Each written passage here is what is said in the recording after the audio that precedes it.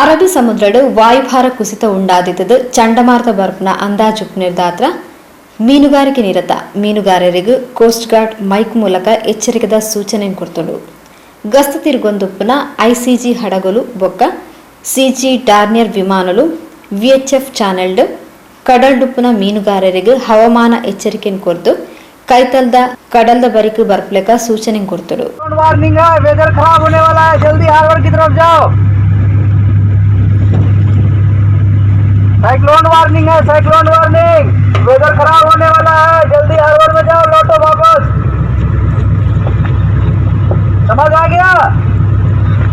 हाँ जल्दी जाओ, साइक्लोन वार्निंग है. और जितने मच्छी बोट है ना रेडियो चैनल पे बताओ.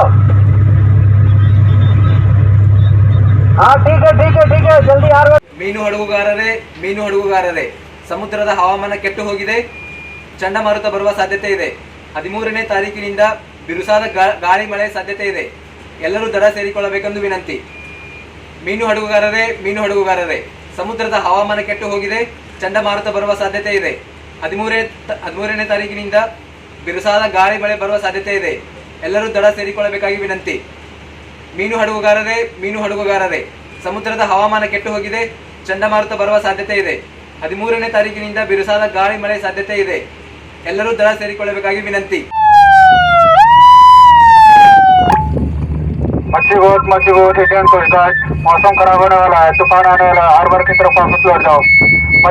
मच्छी बोट इंडियन कोस्ट गार्ड, मौसम खराब होने वाला है, तूफान आने वाला है, हार्बर की तरफ वापस लौट जाओ.